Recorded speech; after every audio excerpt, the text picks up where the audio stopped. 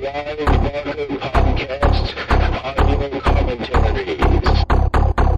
Thanks to your generous donations to our Kickstarter funding campaign, Clive Barker Podcast presents Fundraiser 8 Sell.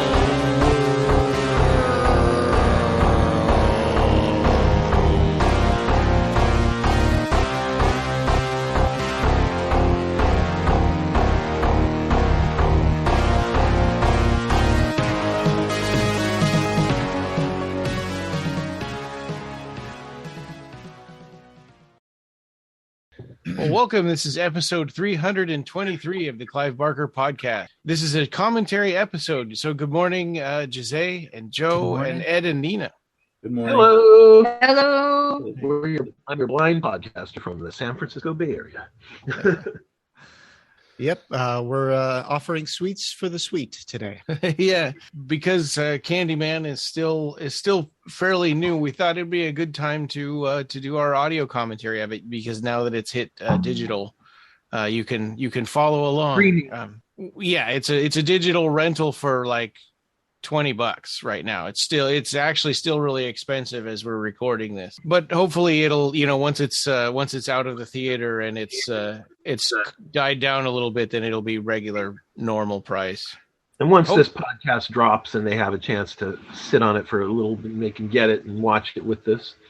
Yeah. Well, I mean, yeah, and you can do it now if you want to, but it's $20. So if you want to save this for later, I totally understand. But I'm hoping it'll be on Blu-ray soon. I know it seems like there's so many things coming out on streaming services that they don't want to ever put on Blu-ray, but I think this one will probably be, right? Yeah, absolutely. Yeah. It's now available to rent on Prime Video, Apple TV, the Xfinity On Demand, Vudu Fandango, YouTube TV, YouTube, and all the other streaming platforms. I don't think it's limited to just one like HBO Max or anything like that. So, Right. Yeah, there's a lot of places to watch it. So it's more tied to the studio than to a streaming service. And when it comes out on disc, on physical media, of course, internationally. Yeah, that would be great. Looking forward to that. But it's had a really good life in the cinema. It's made a ton of money, and so I think that's why we have to wait a little longer for it to come out on video on disc.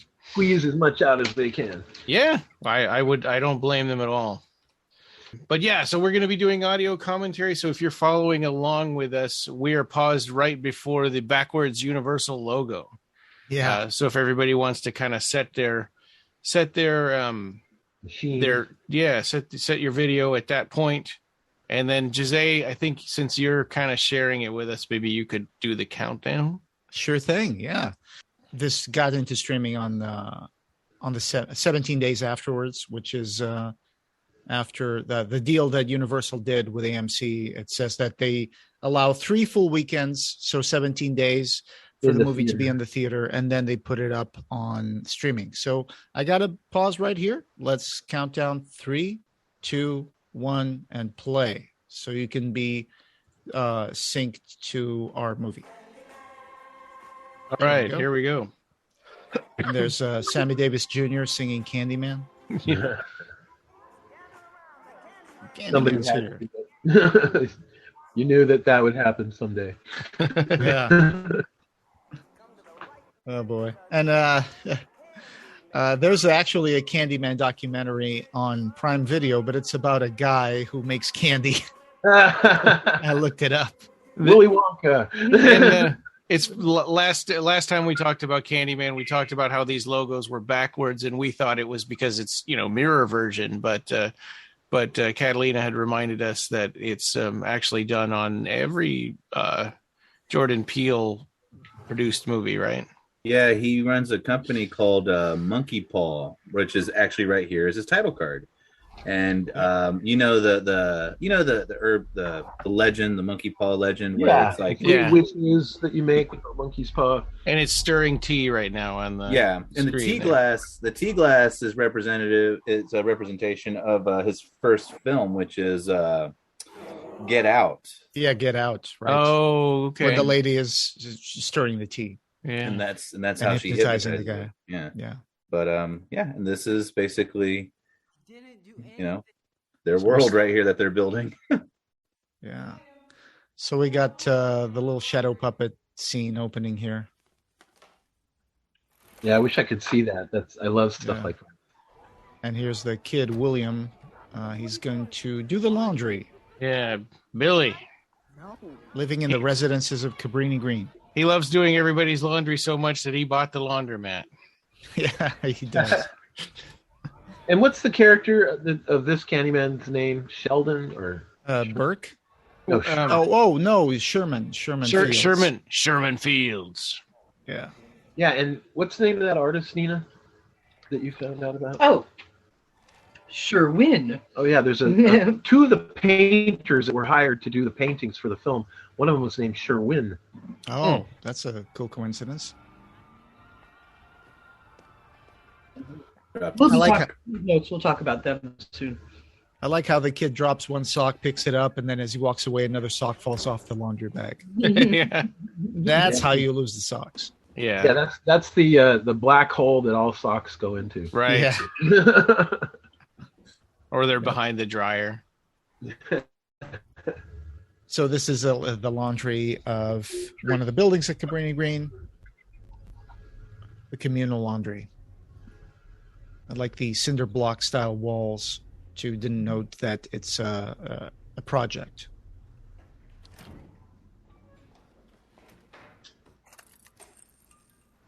There we go.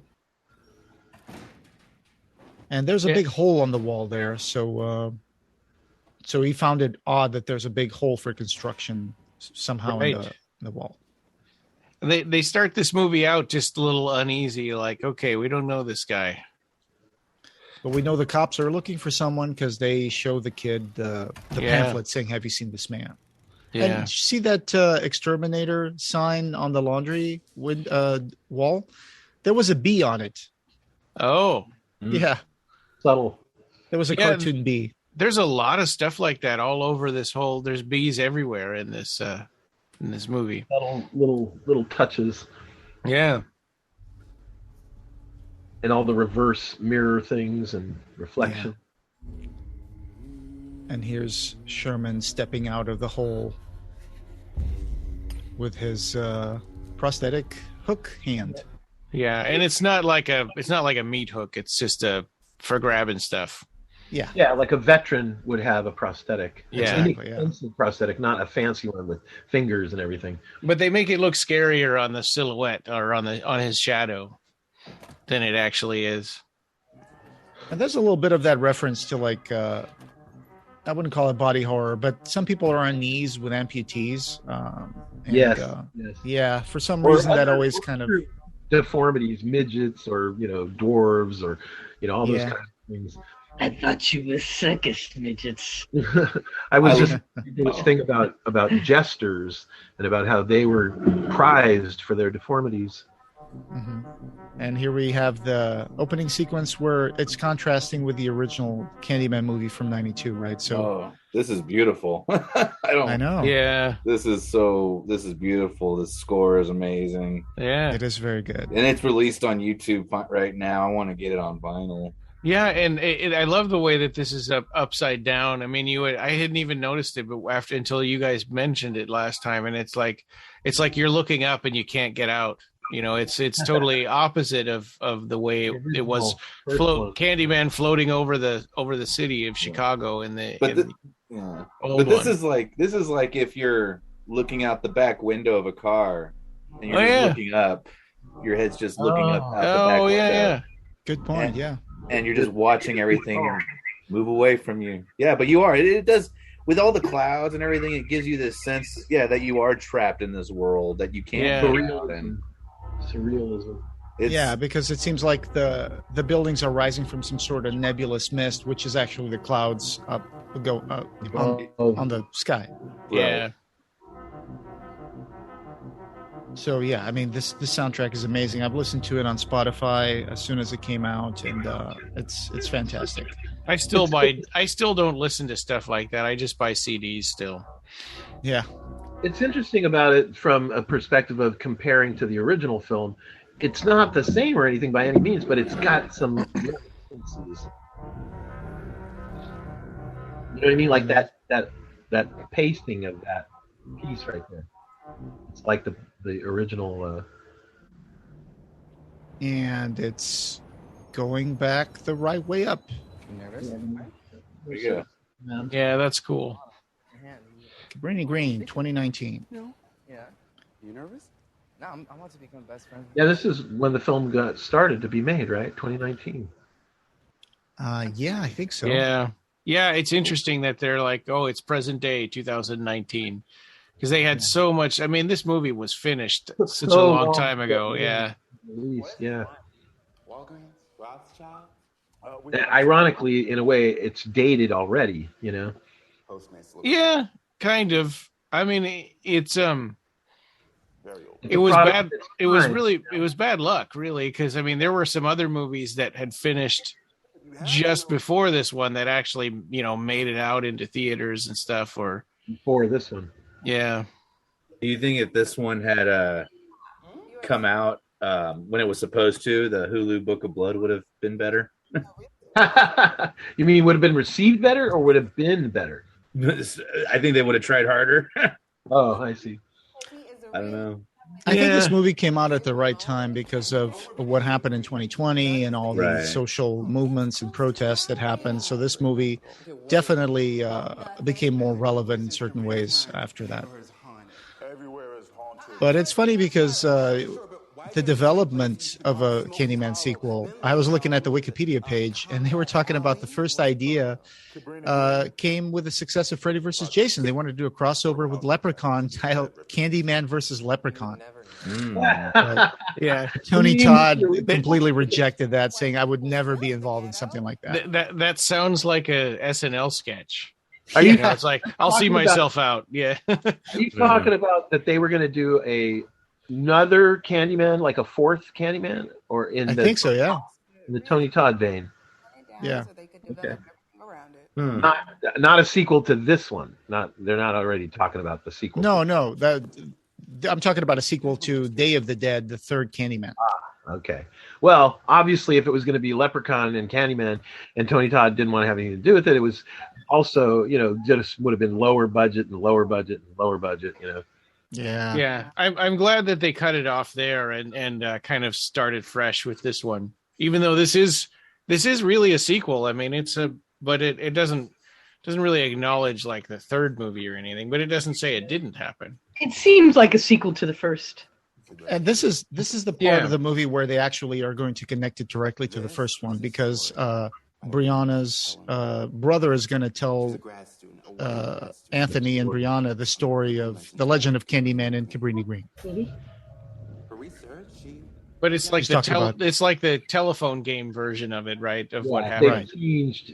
It's what the people who lived around Cabrini Green would have heard about what happened, not the way we who watched the movie know that Helen Lyle really did meet a ghostly Candyman. So they're using some shadow puppets. Right. The people who weren't there when this happened would probably have added this stuff. Yeah. And they've got her doing snow angels in the dog's blood there and the puppets. Oh.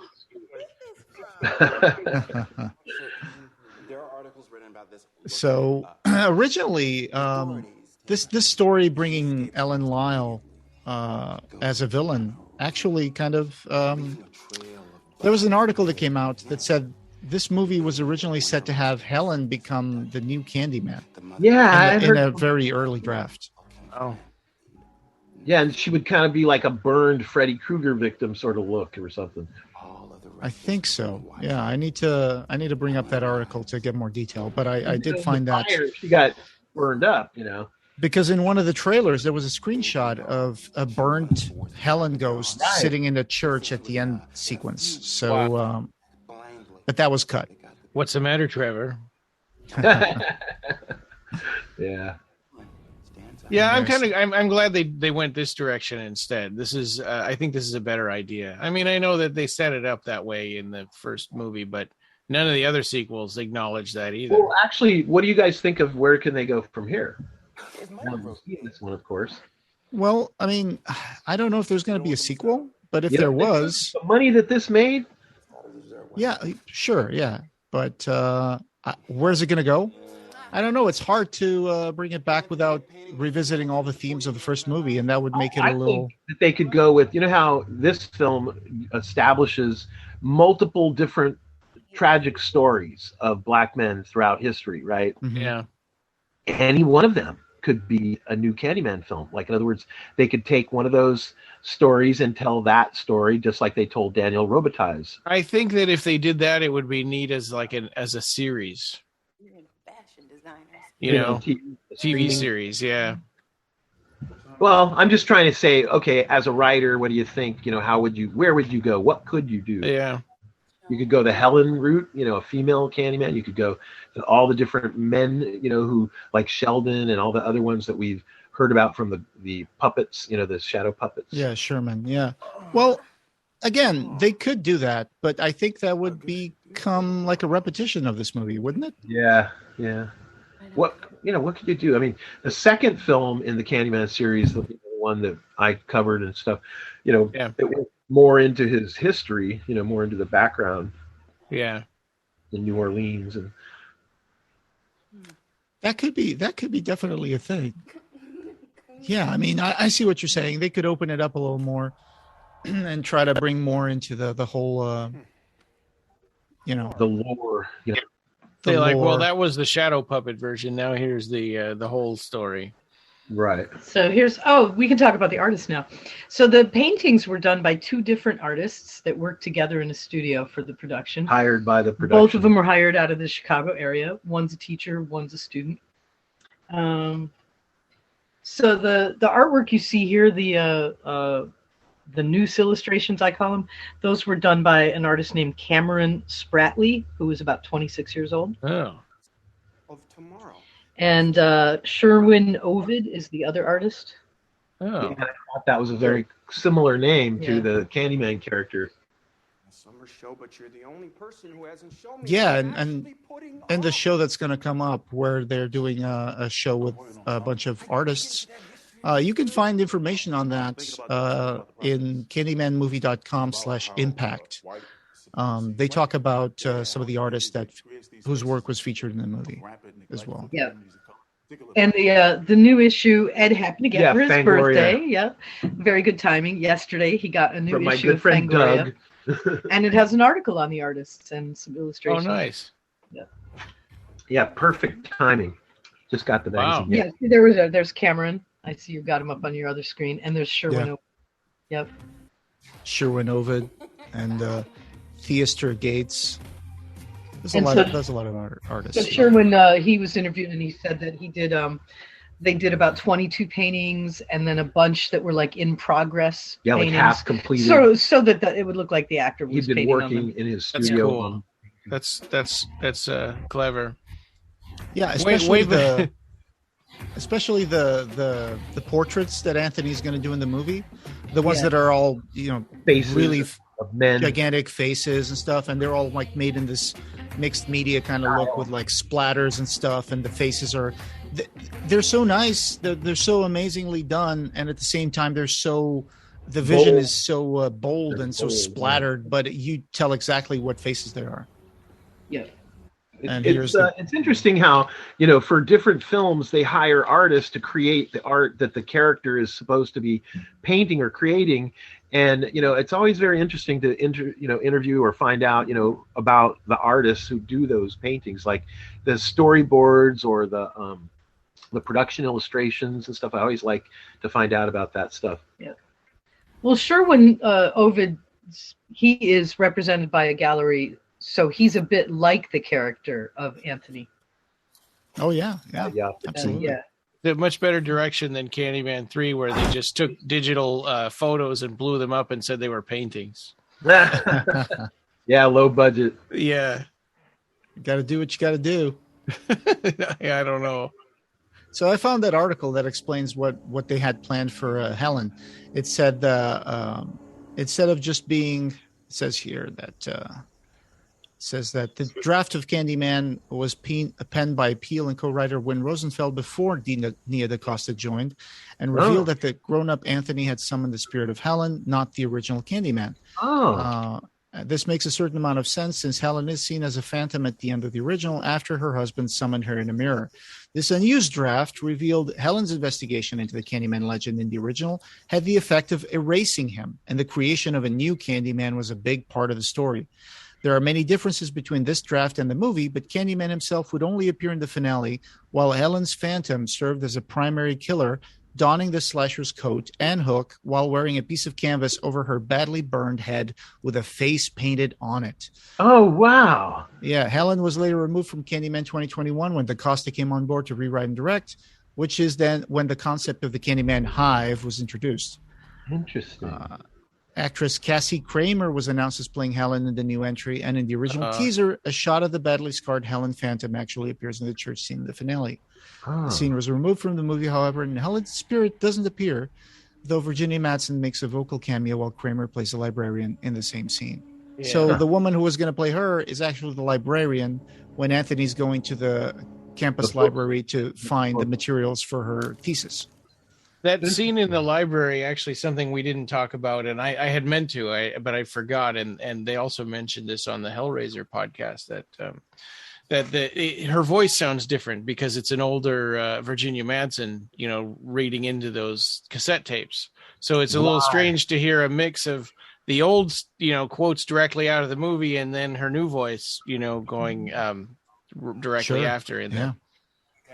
That's interesting. At night. Here's Coleman Domingo playing Burke. He's one of the few people who still resides in these residences at Cabrini Green. Most of it's, the high buildings, the high project buildings, they were all demolished, I think, when Rahm Emanuel was mayor of Chicago. But apparently these old residences, which were the first incarnation of Cabrini Green, some of them are still standing. You need a hand?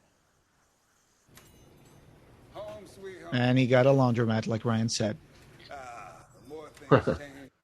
So is he carrying the case, Anthony? Yes, he is. That's got the hook in it. Oh my God. Yeah. That's a little bit of foreshadowing that we don't even know about yet. That little toolbox actually just has the hook, Candyman's hook in it. The original Tony Todd version? No, I don't think it is the original version. It's just the one he wants to use on Anthony. Oh, okay. I mean, it might. I don't know. It might be the one they got out of Helen's. No, grave. She got buried with it, right? And they dropped it into her. They dropped it into her grave. Yeah. Yeah. The little kid comes over and throws it into the grave. So, is it supposed to be that the bonfire, burned up Candyman, and there's a metal hook left after the fire in the ashes, and he goes and screws around the ashes and finds it, and then brings it to Helen's coffin grave and drops it in? Yes, I think that's it. Because remember, when Helen stabs Candyman at the beginning of the first movie, all the bees fly out, but they get all burned in the bonfire. They make that amazing effect of, sparks coming out of the bonfire, which are the bees catching on fire. Right. And so I would imagine at least something was left behind, like the hook. Yeah, the metal of the hook would not burn up. Yeah. What was interesting was listening to Bob Keane and those guys talking on that documentary stuff that you let me get a hold of was very interesting, talking about the hook. Gary Tunnicliffe was involved with making of the first hook, and they commissioned a blacksmith in England to build them a hammered metal hook, and when they went to go pick it up, he didn't want to let them get it. It was finished and, they were ready to pay for it and take it back. And he said, "No, you are evil. You guys are satanic. I'm not going to sell this to you." And they had to go make their own. Yeah. Because he jacked them out. I remember that. So Burke is telling the story of Sherman and how he got killed by the police because they thought he was the guy putting razor blades in candy. And do you guys remember back in Halloween when there was this kind of legend that... it's never really been true, though. Yeah, trick-or-treaters had razor blades and candied apples or whatever. Yeah. And parents would take them now to be x-rayed, like at the firehouse and stuff, so that their kids would not get candy with a metal object like a pin or a razor blade. Yeah. But technically, it's really not true. It is an urban legend. because there is no, articles or stories in any newspapers or whatever, across the country. It's just been this rumored thing, that my brother's friend's sister's cousin told me. Oh yeah, it's like when you'd hear kids talking about, my older sister went to an Ozzy Osbourne concert and he wouldn't start the show until he passed they passed a puppy around in the audience, and they wouldn't start the show until the puppy was dead. Right. Oh. Yeah. Or the idea that he bit into a bat's head and stuff like that. Well, he did do that. It was dead he already did. though. Yeah. They threw it up on stage and he just crazily. Yeah. So the up. puppy was the evolution of that. It's like, oh yeah, well, my sister's cousin said. Yeah, the telephone game again. Yeah. So here's Anthony starting to paint. He's gotten obsessed with the idea of the Candyman myth in Cabrini Green, and he's trying to come up with a new angle for his paintings. For his art. His art, yes, thank you. And he's getting consumed by it as the movie progresses. And it's very interesting, this whole art concept of the galleries and the struggling artist, and everything. It so parallels Clive and his career, his being a painter, his work in galleries, Yeah, I think the gallery owner in this movie is called Clive. I don't know if that was intentional or just a coincidence. I winky dink, I think so. Yeah. It's a good call, though. I think it's clever writing. Here's a setup where Brianna tells Anthony, your mother wants to talk to you on the phone, and this is going to pay off in a big way in the third act. Yeah, if only he'd listened to his mother sooner. Yeah. Call your mother. Yeah. Yeah. You never call. So in September 2018, that's when Jordan Peele was in talks to produce a sequel to this movie through Monkey Paw Productions, and then he did an interview with Nightmare on Film Street, and Tony said, I'd rather have him, Jordan Peele, do it, someone with intelligence who's going to be thoughtful and dig into the whole racial makeup of who Candyman is and why he existed in the first place. And then in November of 2018, that's when Rosenfield and Jordan Peele were going to produce the film with Universal and MGM, and that's when DaCosta signed on as director, and we had those rewrites for the draft of the script. And that's when they basically put all this stuff together. MGM's Jonathan Glickman at the time stated the story will not only pay reverence to Clive Barker's haunting and brilliant source material, but it will bring a new generation of fans, which, it totally did. And the filming was set to commence in early 2019. But then, this movie got delayed like 3 times because of the pandemic. Yeah. Yeah, here's and right now he's excited about it. Yeah. So he made a painting about Sherman's death at the hands of the police, and he thinks that Sherman was the origin story of Candyman, but he's going to find out that it goes way back than that. And he's trying to summon Candyman on a mirror, which seems to be something that everybody does in the movies at some point, and that's where things take a turn. Yeah, I thought that was a very clever marketing campaign that, Catalina was telling us about, that you could call up the website or a phone call or something and say Candyman 5 times to unlock the message or whatever. Yeah, it was the Candyman, I dare you, say his name 5 times. They had to, you had to put on your computer camera on, and then you would say that to the camera, and then bees would start swarming your face in the screen, and then when you said the last one, there would be like a pulsating light, and the screen would have like this shatter effect over it. Like the glass is shattered, and Candyman's going to come out of your monitor. Yeah. That whole concept is an interesting conceit. I mean, I think that based on the idea that if you're going to the mirror and saying it 5 times, it means you don't believe in him. Right, so want to commit suicide. it's that doubt that summons him, right? When he says no, but you doubted me in the first one. Here's a young girl, Haley. She is looking at Anthony's painting in the show. This is already at the gallery where the show is being unveiled. Yeah. And her backpack has a little drawing of a bee, which it seems to be the mascot of her high school. So she must be doing some kind of school project. I think her mother is there. Her mother might be involved with the art community. Oh, I see. Maybe has to do a report on going to a gallery or something. Yeah. And the pamphlet that explains the painting says, "We dare you to say Candyman 5 times." And that's going to be what she's going to do later in the movie. Yeah. And on seeing this movie the first time, knowing that this main character's name was Anthony, I just kept saying, like, call your mother. I want to know for sure. Are you really baby Anthony? Just call her. And he doesn't call her for the whole, like, I think that's what Catalina and I did the whole time when we saw the movie. We were just like, when's this guy going to go visit his damn mom? Yeah. Once we shut her up, you know? Yeah. Because she's just in the background complaining. Yeah. And when you finally see her, you know it's the same actress from the first. But also, you know, she looks young too. She looks really good. I mean, she doesn't look like aged at all from the first movie. No, she doesn't. Yeah, how many years has it been now? 30? 92. No. Yeah. So almost 30 years.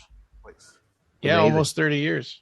Almost. Yeah. Maybe the Blu-ray will come out as an anniversary edition. Yeah. Didn't they just release Shout Factory just released a pretty awesome edition of Candyman. So did Arrow Video. I want to say last year, maybe. I wonder if they might make a box set, you know, with all of them. Oh, that would be great, but they would have to pull in different because each Candyman, like one's been released through Artisan, one was Dimension.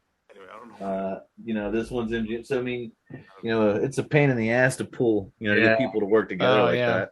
That's why they can't put all the Hellraiser movies together. Is that same time? Yeah. No, they only go up to like the only box sets are like up to 3.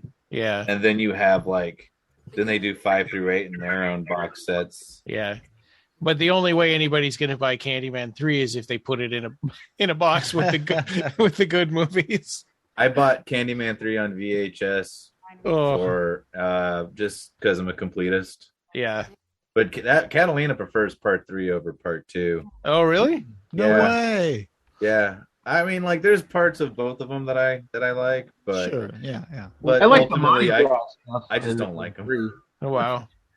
I like the floats and the Mardi Gras stuff, and you know. It would be interesting to hear her perspective on that because. Well, she'll be very vocal about racial insensitivities. So. Also, I just want to call attention to the color palette of the wardrobe in this movie. Like, Brianna's brother is wearing a yellow T-shirt with some peanut-colored pants, and his boyfriend is wearing a T-shirt that's also black and yellow. And and black and yellow is kind of a thing in Chicago, right? Like looks like he's a member of Steve Zissou's crew. Yeah. Tony, is it? But the yellow and black is like a honeybee, like a bumblebee. Yeah. I love that you hid those fucking things in a storage room with the lights out. So smart. All your work. This is the part where that guy is such a jerk. Yeah, he's a total asshole. Yeah, but look at these kind of people. They're gonna be like this all the time. Yeah. So describe what's happening here. Oh, sorry. It's in the art gallery. The second time about his painting. Yeah. He found them at a thrift store. I'm in the studio where I painted them. Yeah, you goofy ass fuck. It kind of brings a little bit that side of art galleries and art critics where there's a lot of smugness and pretentious stuff going on. Well, critics can be assholes, but the creator can't defend himself, you know? Right. Yeah. Because they're egotistical, you know? Yeah. And sadly, you need critics to convince the general audience to watch something. Or to help sell for things. So Joe, you said you're talking about racial insensitivity in the second movie. Is that what makes her like the third one better? I don't really quite remember. We have to watch them again. You really have to like talk to her about it. That's just like my blanket statement on it.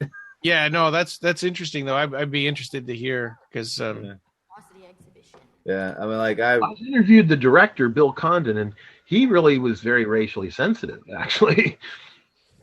Oh, Bill Condon's, I think, a fantastic director. Holy crap! Yeah, he won an Academy Award for Gods and Monsters. Yeah, Bill Condon is awesome.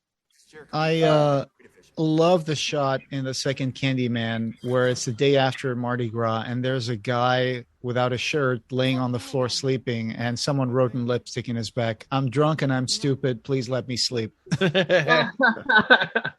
That's a lot to write in lipstick.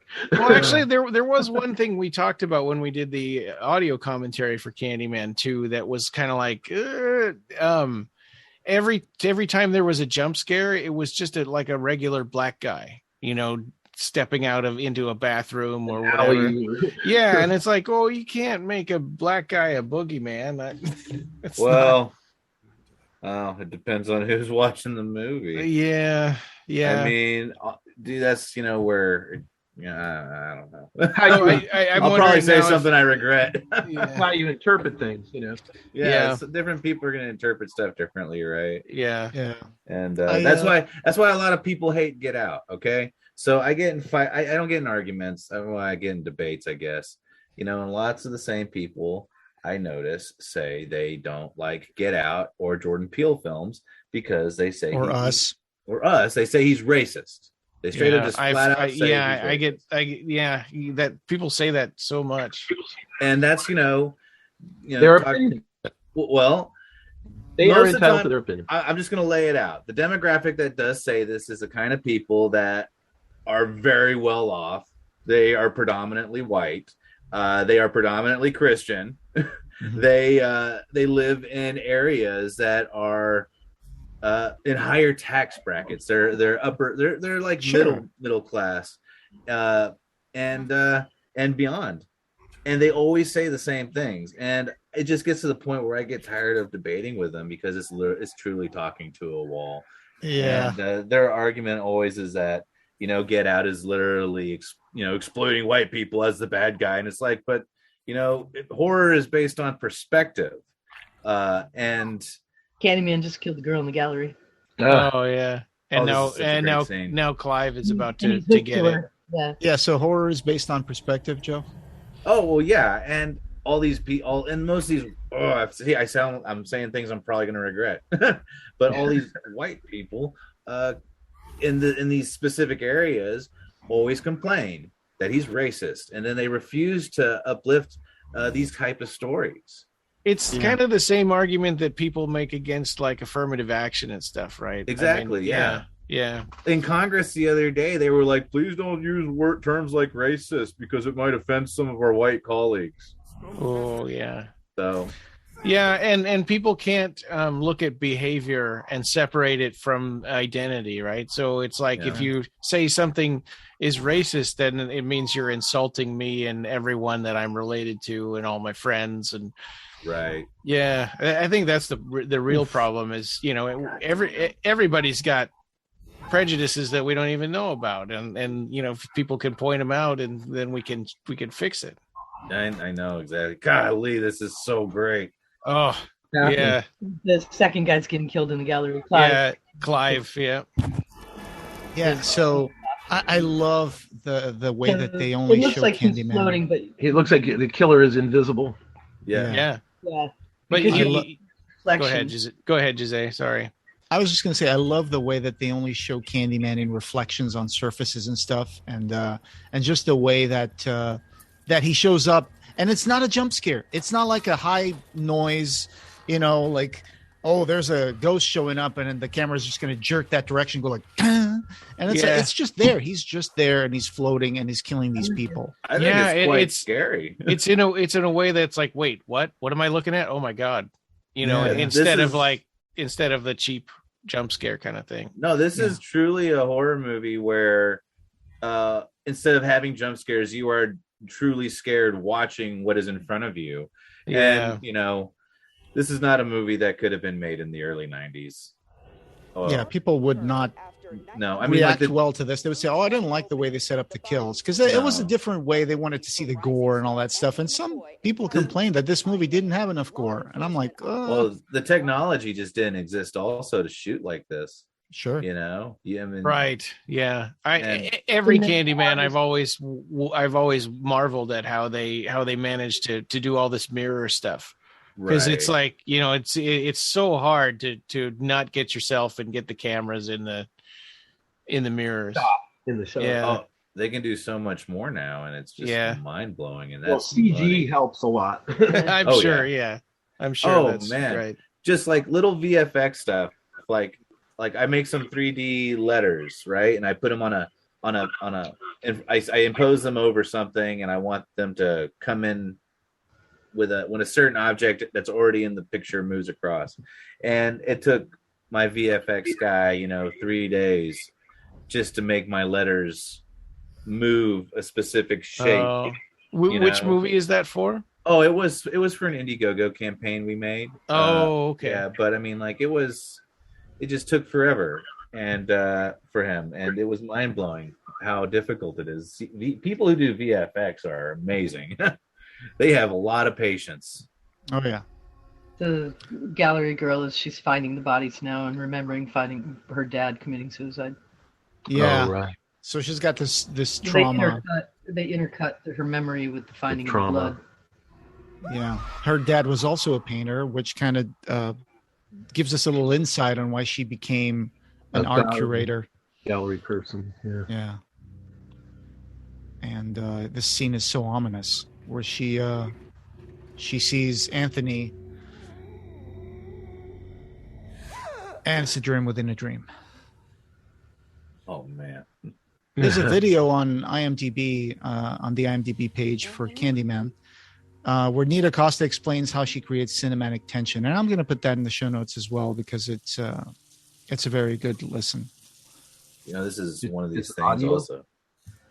It's audio or video? It's video. There's a lot of things in this movie that you can't pick up unless you see it in a movie theater. And I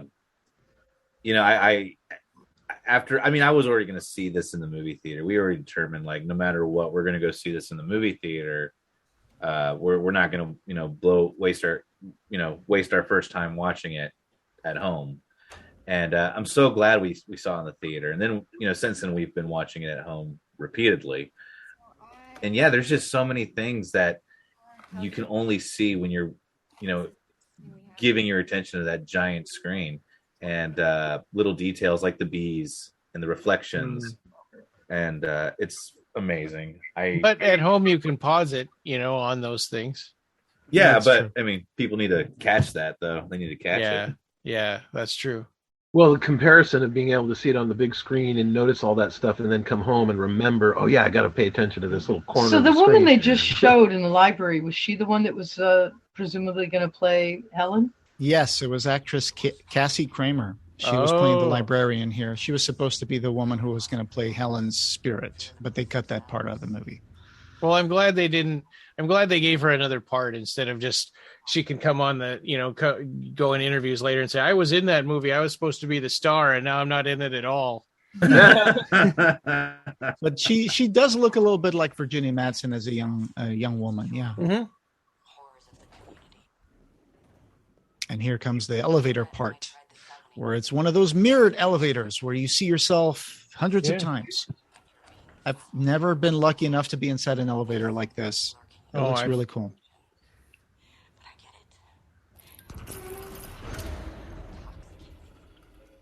Here we go. It's glitching. And his hand keeps getting worse. The hand where he got bit by the bee. Yeah. That's And the it's body horror. interesting the way he looks at it. It's like, oh, that's not good. But then he just goes on with his life. Yeah, like most people would get somebody to look at that. Yeah, and he does go to the hospital, but it's like only after it's like all the way up his face and stuff. Yeah. Well, yeah, that's when he realizes it's serious. I mean, this guy's he's poor. He was poor his whole life. Yeah. And he's been an artist. He's been starving. And yeah, he just happens to be in a relationship with someone who's big in the art scene. She's clearly got money and she's floating his bill. But yeah, he's got that stubborn mentality of an artist. That's why he doesn't check it out till it reaches his jawline. Yeah. And also he's got that thing that artists do where they get absorbed on the project that they're working to the detriment of even their own health. Oh yeah. he can't shut off. That's so creepy, that Sherman in the elevator up above him there. Yeah. So it's also interesting that, at this point, something's up because, Candyman, anybody else, Candyman would have killed him. Yeah. But Anthony gets away. He's hovering over him, kind of. Yeah. It's kind of like Candyman and Helen in the first movie. And I enjoy the sound design part of when the lights go down in the elevator after he sees Sherman on the mirror, that you hear in the dark this like mirror glass crushing and cracking, like Candyman is trying to get out of the mirror into the real world. That one elevator scene is better than the entirety of M. Night Shyamalan's Devil yes. elevator movie. Yes. Oh my god. The one with the devil. There's one of the guys in the elevator is the devil. Yeah, oh god. Yes. That movie sucked. Oh, that was so boring.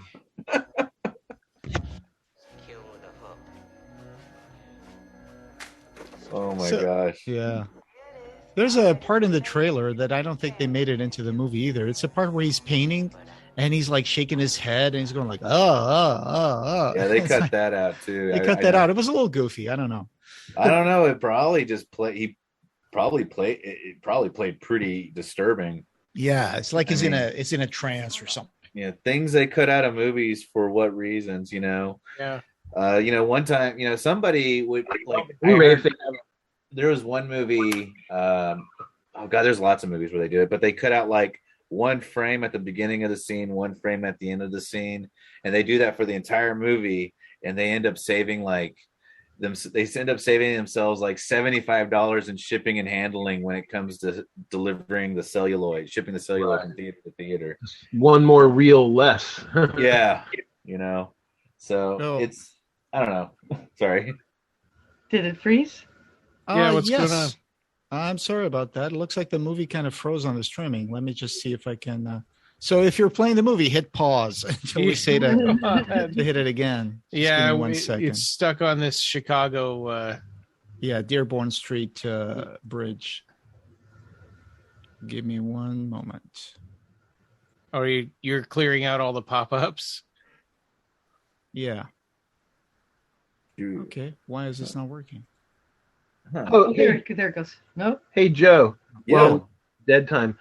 I was wondering what the plot of your film that has the puppets that you're making, the sock puppets. Oh, Vice Mayors. It's a movie about a man, a lawyer, who is running away from his divorce, and his wife is taking the kids, and she wants to take the house and everything. She even wants to take his airplane. And this guy's a total scumbag. So he retreats to this cabin that he used to go to with his father, who's now passed. And he ends up going on a total bender, taking all these hallucinogens, and he ends up kidnapping the pizza boy. and these sock puppets end up representing him. I'm sorry, I can't talk. They end up representing his ego and his id, and he ends up that's his bad trips. It's like a drug fueled like Hunter S. Thompson kind of thing. Yeah, it's like Fear and Loathing meets Cabin Fever. Cool. Yeah. You can't stop here. It's Bat Country. Yeah. Exactly. So you were making those puppets yourself and stuff? My makeup artist is designing them. Her name is Tori Yeager, and she's designing the Sacco demon puppets, and I'm pretty excited for when they're finished. I think she's got like 2 more to do. And how they coming in? I mean, I think they look great. I just need to make sure they puppeteer them properly. I think we're coming up on it, right? In a second. Yeah. And it's all green screen work that we got to do that we're getting ready for in November. Cool. Yeah, terrified. Keep me abreast, man. I like stuff like that. Rock and roll. We'll tell everybody when to unpause. I think we're coming up on it. Yeah. We might cut that part out. No. Okay. Oh, it's so crazy. I have to get this thing out today. Oh my goodness. Is it okay to put that stuff about vice mayors in? That's fine. Okay. Okay, so we are back, people. So you can keep playing the movie. Candyman killed her. He's listening to the tapes that Helen Lyle did interviews with Bernadette. And he finally got his mother on the phone. We have the dinner tonight. I don't know how long I'll be. And there's a big dinner with a lot of fancy art people. Yeah. She's hanging so much. Here's where this is it. So, she's hanging a lot of hopes on that. And he shows up, but it would have been better off if he didn't. Right. It's not going to go well. So he was crossing the Dearborn Street Bridge. And principal photography for Candyman happened around August and September of 2019 in the Chicago area. And the working title for this movie was Say My Name. Yeah, the buildings, condos that we see in the movie, where there's the apartment for Brianna and Anthony, apparently were the near North Side's Marina City apartments. And then they also shot those residences at Cabrini Green. Those fenced-off row houses were from 1942. Do you think that with this current fad of how they release movies on tangible media now, like Ghostbusters, the 2016 movie is now called Answer the Call. Do you think that since everyone's realized that this movie is... I didn't know that.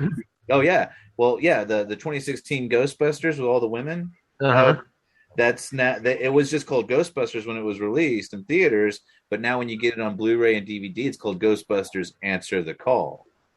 Oh, so this one would be Say My Name? Yeah, so like do you think that when they release this as tangible media, that now that everyone realizes that this is a part 4, they were so secretive as whether or not this was a remake, a reboot, a sequel, whatever it was, reimagining. Now, will they do that with this one? Because I want to say maybe they did that with Tim Burton's Planet of the Apes movie. Oh, they called it Tim Burton's Planet of the Apes, right? Or something like that. But now I think it would definitely help to distinguish them from the original Candyman, because now it's like Rambo 4 or 5 was just called Rambo, and then people were getting confused, and then these remakes get called Halloween. There's the Halloween from Carpenter, there's the Halloween from Rob Zombie, there's the Halloween from 2018, right? And it does get a little confusing, right? Yeah. So I think the subtitle would actually work in distinguishing them. I've heard people referring to this one as 2021. Well, that's what I've been doing. That's what I put on all our stuff. Is I call it Candyman 2021, like Night of the Living Dead 1990, right? And that's not even its title. It's not. It's just called. But it's a good way to distinguish it for the audience, Yeah, and I think that's what everybody calls that, Night of the Living Dead. I mean, to distinguish it. Yes. Well, a lot of people call otherwise it's just Night of the Living Dead, So I want to correct myself. He wasn't talking on the phone with his mother. He was talking on the phone with the art critic Finley Stevens. That's the name of the character, played by Rebecca Spence. And here they are discussing a little more in depth the philosophy behind his work. And she's all of a sudden more interested in his art because his art was found at a murder site. And she's like, "This makes your work more interesting." So she's a capitalist. That infamy is absolutely. And now they're giving you reasons to hate her, to want her to see her. She's totally turned around on the subject because she wants to exploit him. Right. But Anthony is very deliberately trying to get this stuff to trying to poke at the Candyman mythos. Like he's saying, I think to really understand my work, you really need to say it. And she's like, say what? Say his name 5 times in the mirror. And it's like, why are you telling her to do that? I know. Yeah, that's a little problematic because at this point, it's hard to sympathize with Anthony, right? I mean, he's turning into a bad guy. But to be honest, he doesn't know that the gallery owner and his girlfriend were killed by saying the name 5 times. He just thinks they were killed by someone, right? Yeah, so he doesn't know that anything works. He said it himself in his house. He doesn't his really. Girlfriend, nothing happened. He doesn't really care. That they're dead either. Look, I mean, he just got a hard criticism from this woman, and he doesn't know that saying Candyman 5 times is really going to happen. He thinks it's just part of the the legend. Yeah. And nothing has happened to him other than this, and he's just seriously back to stubborn artist mode. This woman's a total bitch. Yeah. Yeah. And he knows it. Nina said it's a coincidence. A coincidence. But I mean, like, he know, and you can't help but defend yourself and get defensive.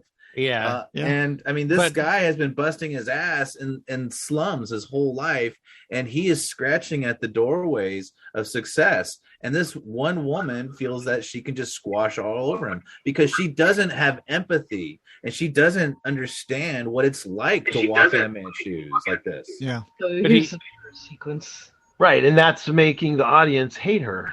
Yeah. Well, but now he's sicking Candyman on her. I mean, he at some level he has a suspicion, I think, that this is real. Well, he's definitely getting that now.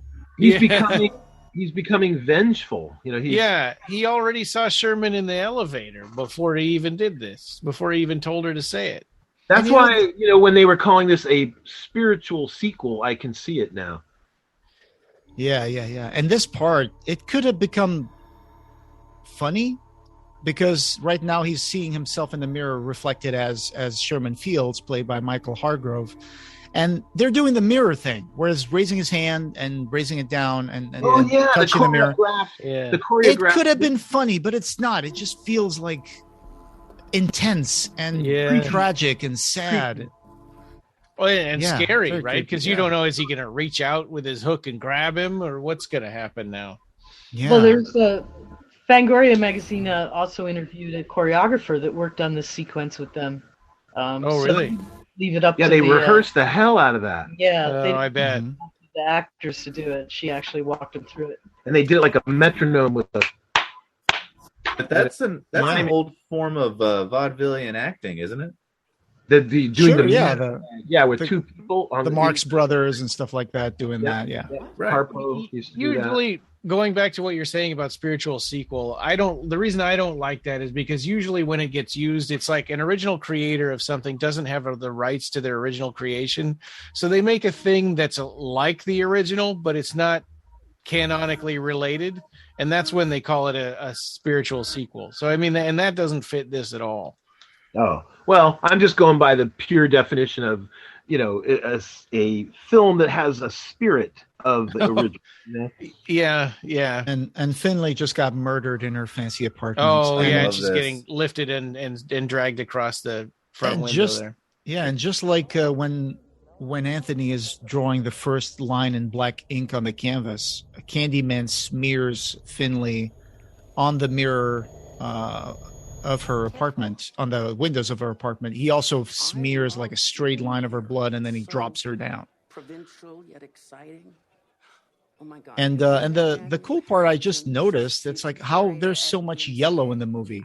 And even Finley had a yellow painting, and Sherman Fields has a yellow jacket, which wasn't yellow in the original movie. It was just like a tan, kind of color, like calfskin.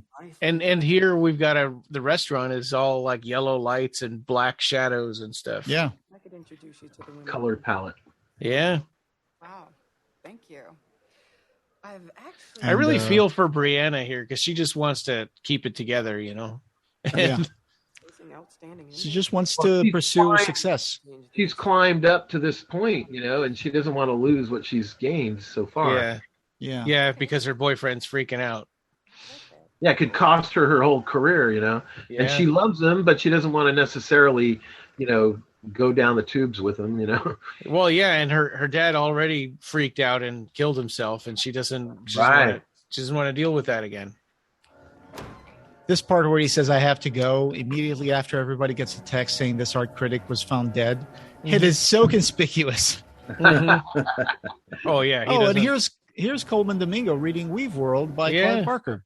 Oh, that's a nice little touch. Yeah. Nothing ever begins. Yeah. It's the whole damn hive. And this podcast have a note. Candyman's the whole damn. That's such a good line. I love his voice. He would have made a great Candyman.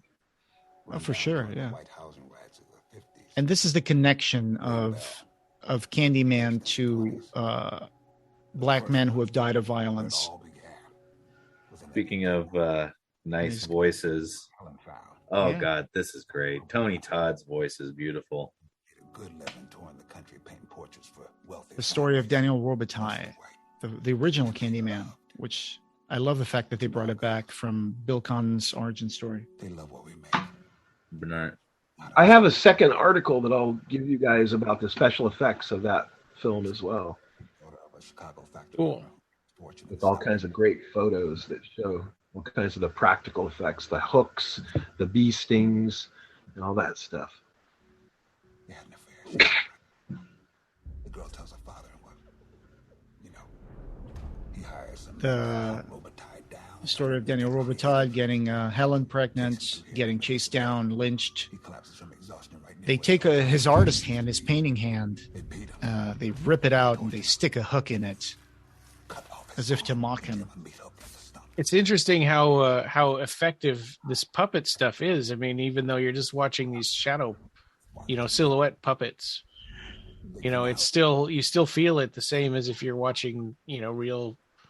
Yeah, that's what I've always loved about like animation and, short films and stuff is that, you can really still, without the big Hollywood budget and all the giant actors and everything, you can still make some great stuff. Yeah. And all these sequences of the shadow puppets were done by Manual Cinema. Yeah, there was a company that they hired to do all these sequences. That's wonderful. It really adds a neat style to this whole movie. Well, I want to say when they released the first teaser, it was with just these puppets, these silhouette puppets, and there was some history behind it because I want to say that back in the 1800s, this is what they had to play with. The babies had to play with to keep themselves entertained, and it's pretty sad.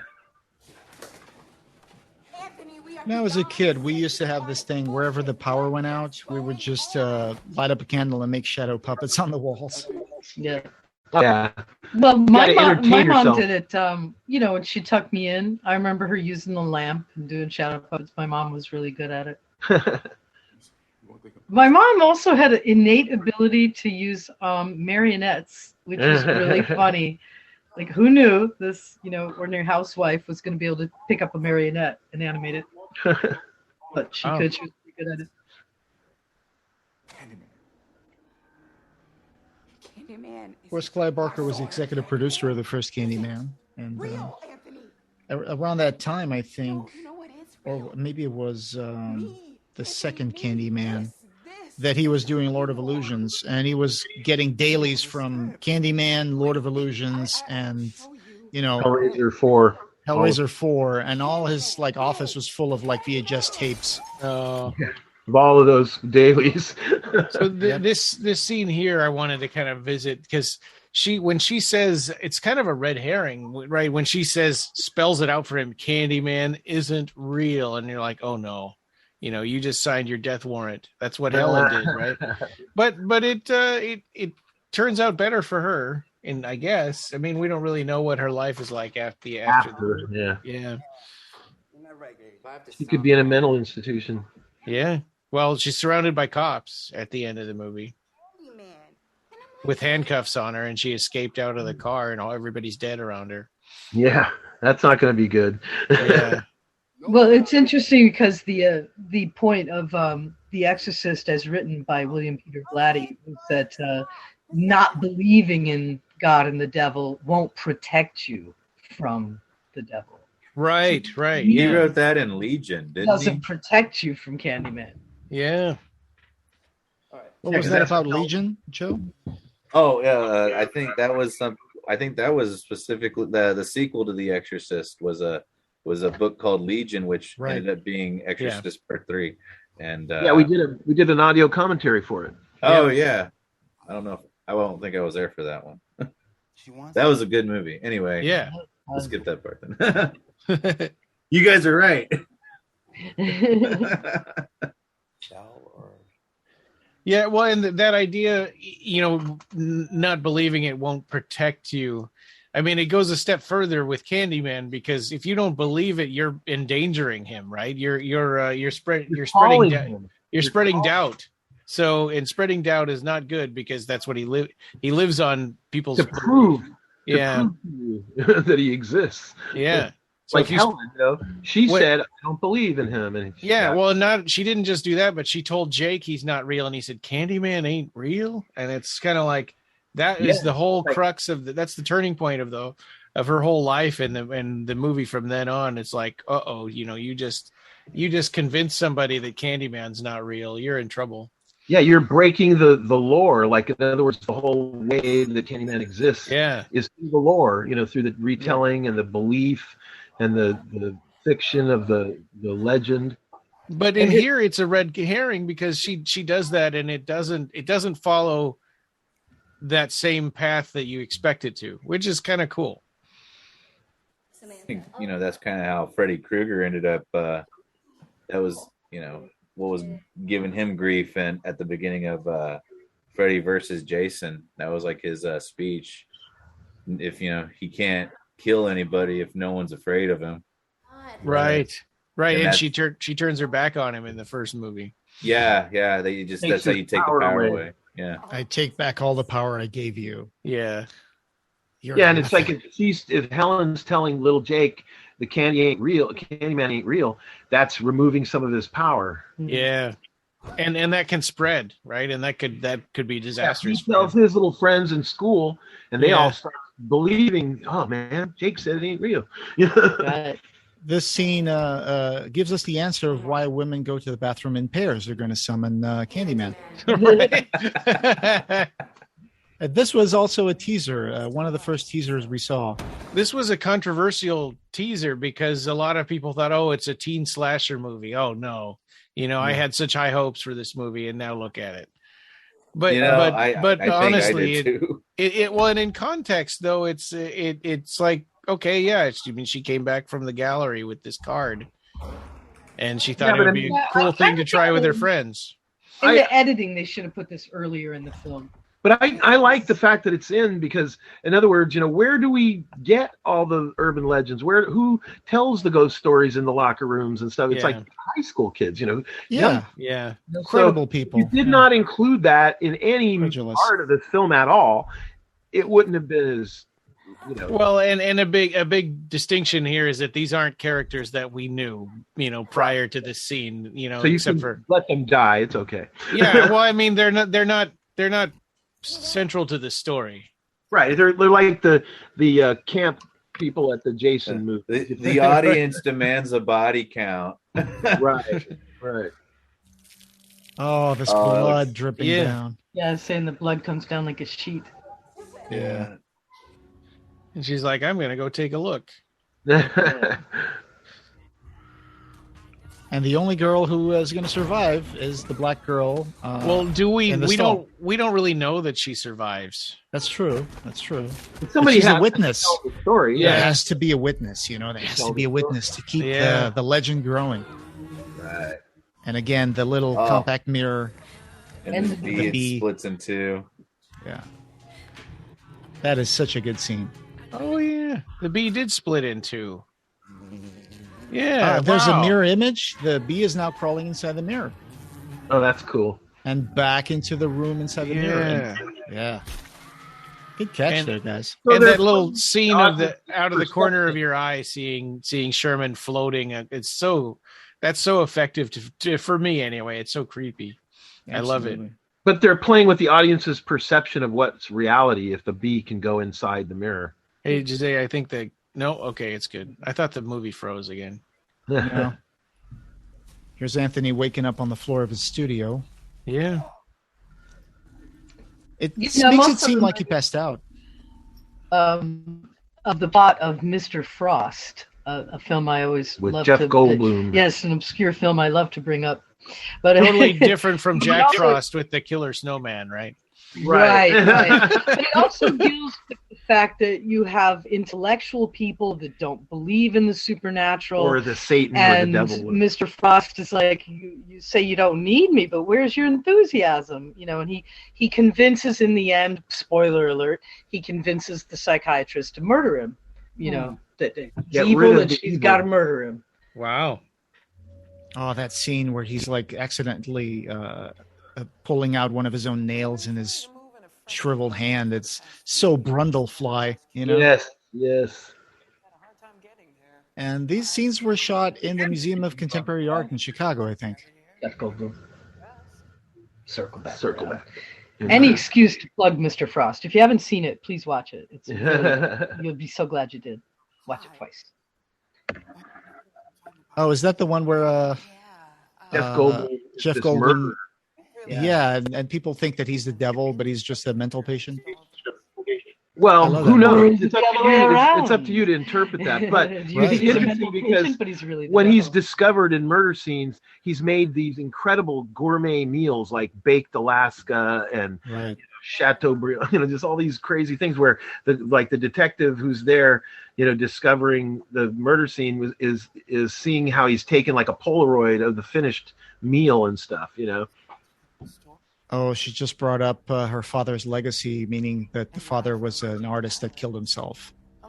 And now they're valuing her not so much by the work that she's done, but by the controversy that she's connected to. Which really kind of makes her a little mad. That's really messed up. Yep. But that's the way it is. That's the way it is. Like my rejection from the art scene was that I had no hook. Literally. No hook. And I had nobody wanted some Midwest girl from Buffalo to be on their art gallery walls. I had nothing to say. That's a shame. But true, you weren't a Rockefeller. But it's true. But now I have to say that in my life now that I have a lot more to say, and I'm glad I segued into photography and then into film because I really didn't have anything to say when I was 20. They were right. I just wanted to know what the doctor told him about his arm and his face because it looks like he's got leprosy right now. But this is the part where he discovers that he was born in that hospital and something that he did not know, that he was actually born in that area of Cabrini Green. And he had to suffer through all of this just so he could go finally, just so he could finally say, "Hey, Mom, sorry, I've been missing dinner." I like that he's just going across town with his completely paint slathered frock.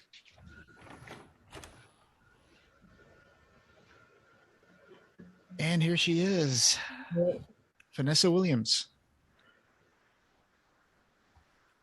Amazing. And she looks not a day older from the first movie. Yeah, she looks great. Yeah.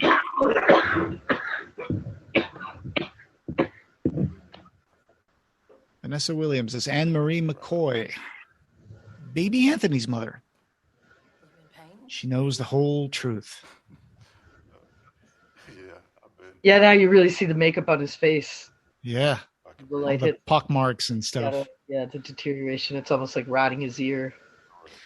I looked up a little bit of analysis about Clive Barker's The Forbidden on the Gary Hoppenstand book, Imagination as Metaphor in Books of Blood and Other Works. And I found this quick little paragraph that really connects to the intention behind this 2021 movie. It says, Clive Barker's seeming paradox in The Forbidden is reflective of contemporary urban society, a society that finds little relevance in traditional belief systems. The old ways don't work for the people of Spectre Street. That was the original neighborhood that was mentioned in The Forbidden. When they are confronted by the problems of pernicious urban violence. And if the old religion's traditions are incapable of giving meaning, Barker shows us that a new religion evolves to take their place. This religion, the doctrine of the Candyman, is contemporary, relevant, and nicely mirrors the consuming violence that plagues today's citizens. In addition, it explains the origins of violence and our seeming indifference to terribly violent acts. There you go. It also the world of like Clockwork Orange, the gangs and the droogies and stuff. It's like that's what I imagine the gang violence and stuff would be like in England where Clive grew up. But Bit of the old ultra violence. Yeah. The old in out. Eggy wigs and steaky wig. Me droogies. He's realized that he is Baby Anthony. He's more connected to that legend that he heard about the Candyman than he ever thought he was. Of course, the audience knew that way before, or the audience was 90% sure of that way before the scene happens in the movie. To be honest, we kind of knew when we were covering this, the news of this movie being done, that Anthony could be Baby Anthony. That was an article that came up in several websites, including ours. Well, the title, the name of the character too, Anthony and Anthony. Yeah.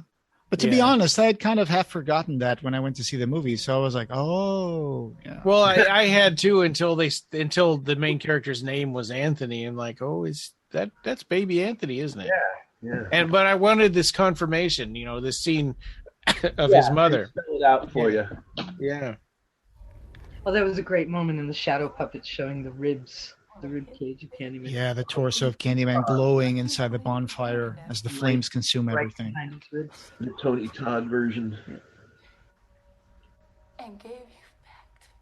So what I get out of this is that Candyman, in the events of the first movie, he wanted to sacrifice Baby Anthony to keep his legend alive. So that would be another story in the Candyman thing.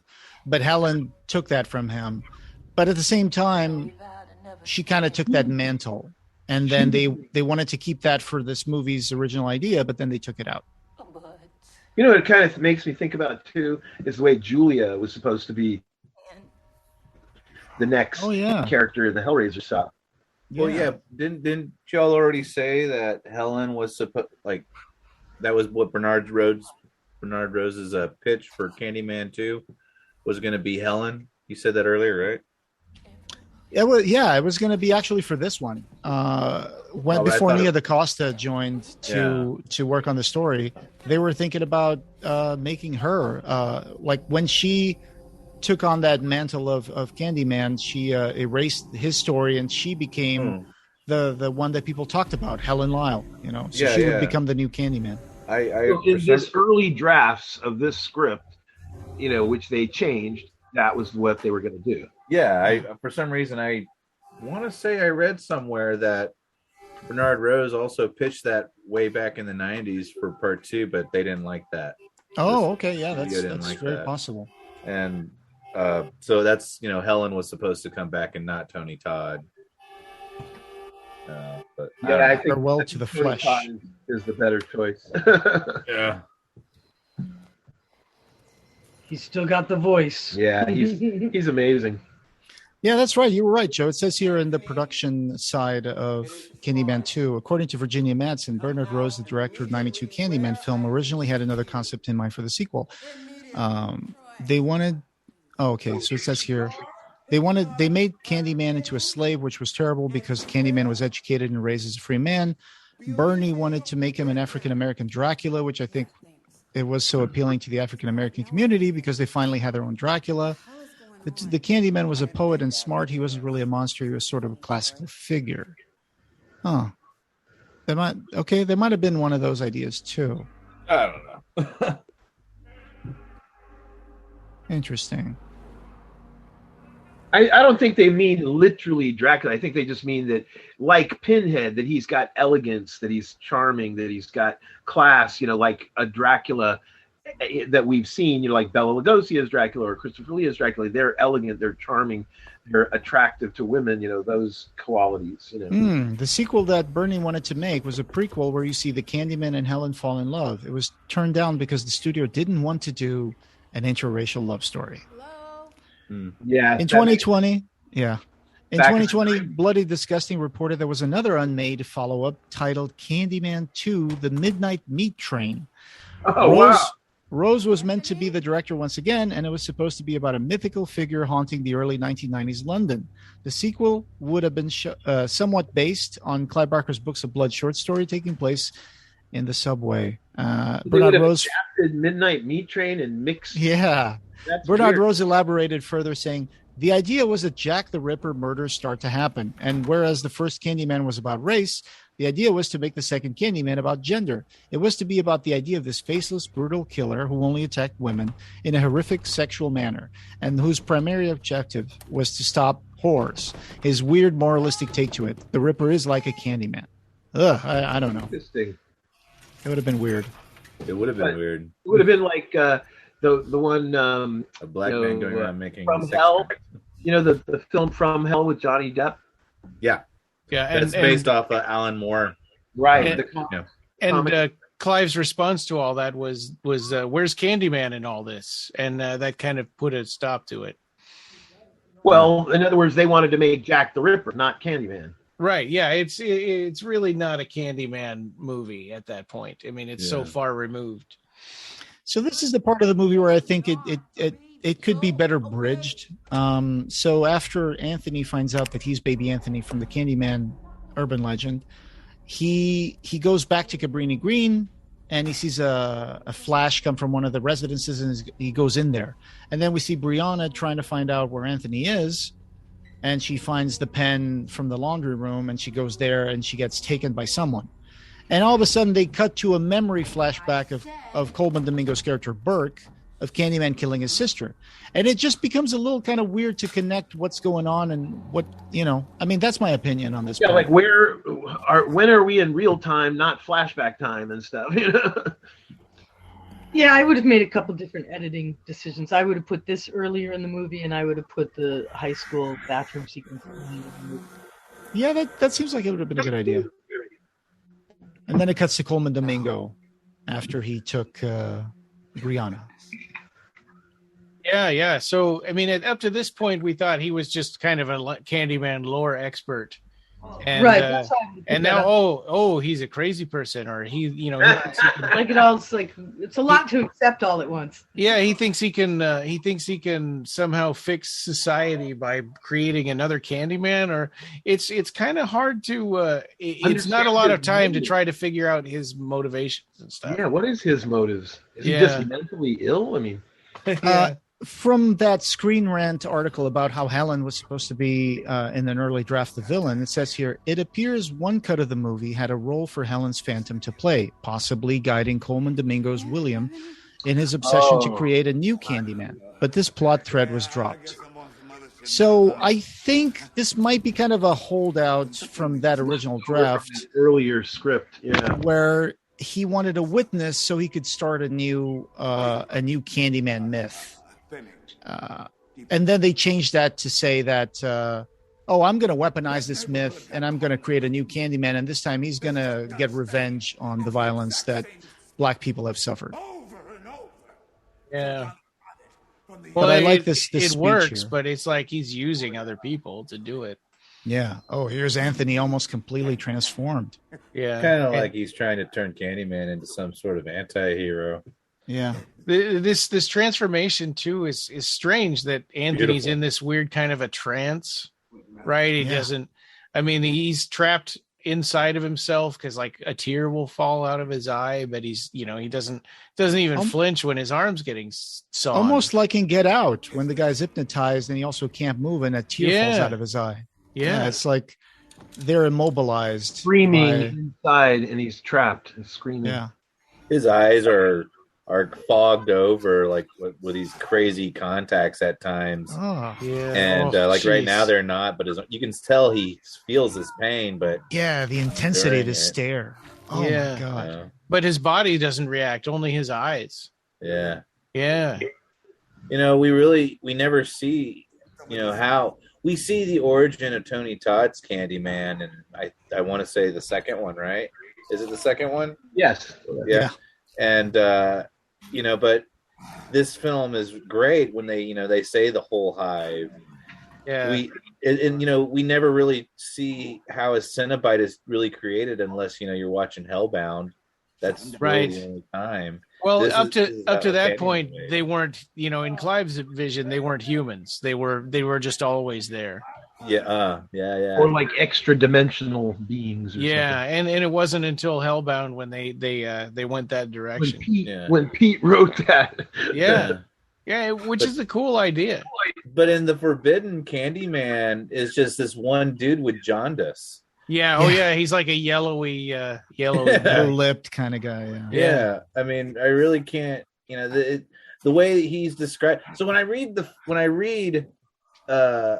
Forbidden, it's like I picture like a Doug Jones kind of lanky dude. Yeah. He could be whatever each person imagine him as. Yeah. But in here, we never see how Candyman can be created. One of the people we talked to at Seraphim had asked Clive to draw Candyman, and he wouldn't do it. And it's for that exact reason. Is because in your head. Yeah, Candyman, it looks different to every person. Right. Interesting.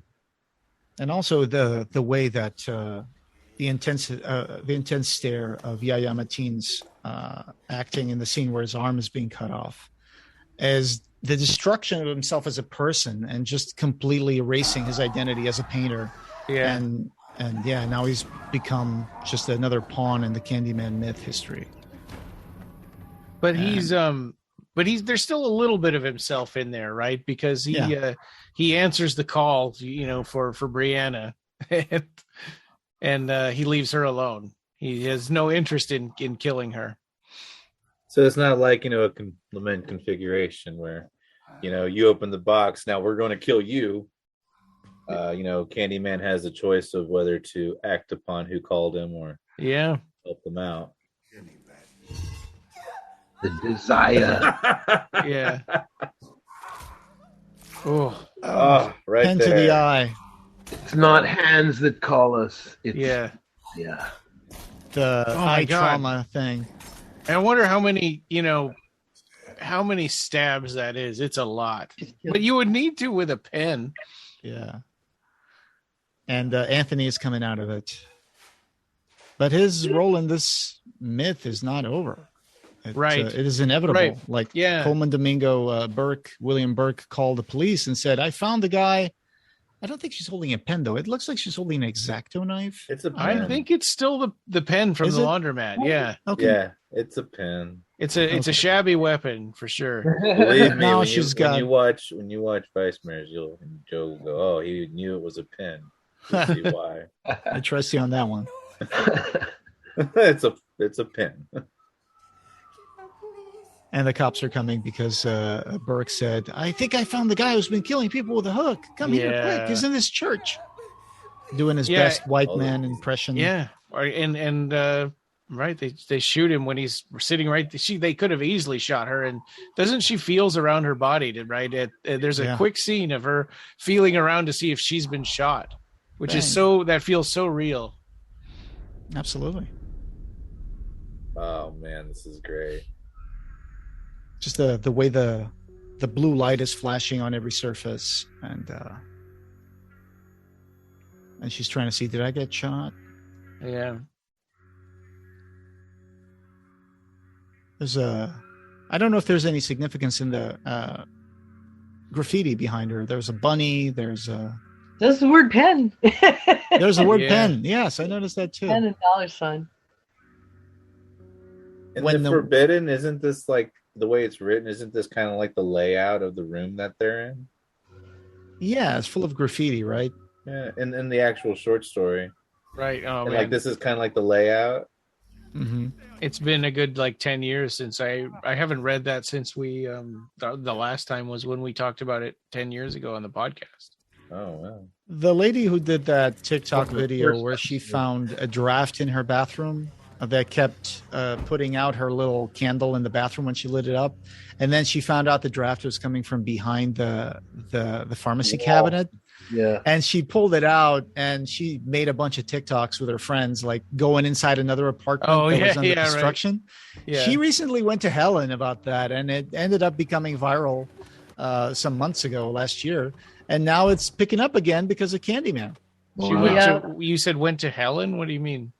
To Helen, the Helen talk show, the. Oh, okay. Ellen DeGeneres. I just kept thinking of Helen from Candyman. I'm like, what? Yeah. No, Ellen, not Helen. Ellen. Okay. Ellen DeGeneres. Okay. It was a Freudian slip there, Joe. Yep. Absolutely. And this is the part where we see the crooked cop is proposing, hey, he was coming at me, man. He had a hook. So you can go with that story, or we can just say that you were his accomplice. Jones, obviously knowing what he'd done before, seeing his hook. Where it's, oftentimes the blue wall goes up and protects less than stellar behavior from the police. Sound right to you? But I like how she weaponizes Candyman at the end by asking to look at herself in the mirror. I don't think anybody ever did that before. Yeah, that's and she's weaponizing the Candyman. Oh yeah. Shout out for Candyman. Yeah. It becomes the anti-hero. Which is Okay. weird because he does kill Burke's sister. But all the other people he has killed so far in the movie were white. What? So, In the mirror. like someone, I saw some YouTuber, some African American YouTubers. I was very interested in what they had to say about the movie. So I watched a lot of reviews on YouTube, and some of them were like, "Why the hell is Candyman killing black people in this movie?" I was like, "Yeah, that's a good point." I mean, if you're trying to say that it turned him into an anti-hero, he can't just be like the Typhoid Mary that appears for everyone and just kills everyone who says his name. Why not? Well, because they're trying to make this when